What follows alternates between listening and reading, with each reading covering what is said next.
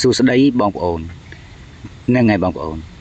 ឃើញខមមិនខាងលើខ្ញុំអត់នេះយួនគេឈឺឆ្អាលចំនួនថៃបងប្អូនណាគេចូលខមមិនវីដេអូរបស់ខ្ញុំដែលខ្ញុំផុសនិយាយអំពីនយោបាយស្រុកថៃហ្នឹងហើយព័ត៌មានថៃហ្នឹង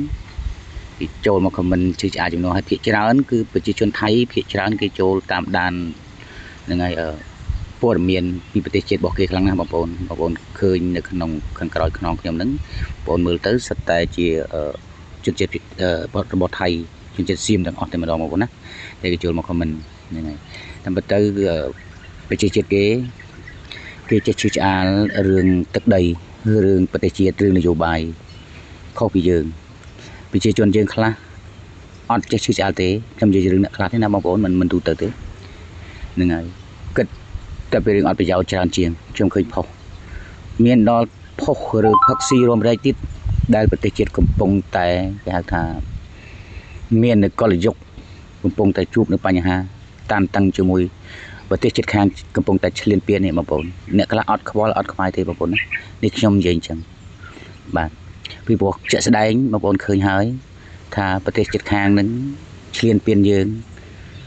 ធ្វើទុកបុកម្នេញយើងរកគួនយើងមិនឲ្យយើងបានសុខថែមទាំងមានការបាញ់ប្រហារទៅដល់ប្រជាពលរដ្ឋដូចជាចាប់ក្មេងស្រីរបស់ខ្មែរយើងធ្វើអំពើដែលគេហៅថាអាក្រក់បំផុតដែលមនុស្សជាតិស្គួរឲ្យសពខ្ពើមណានីតិហ៊ានថៃបងប្អូនហ្នឹងហើយដោយសារខ្ញុំមិនហ៊ាននិយាយ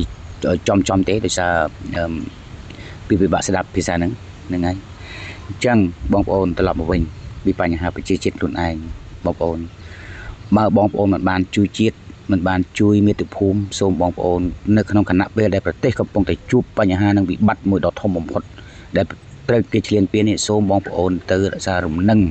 ហើយវិលមកតាមដានពីស្រុកទេសវិញបងប្អូនណាកុំយកពេលវេលាទៅរំច្រៀង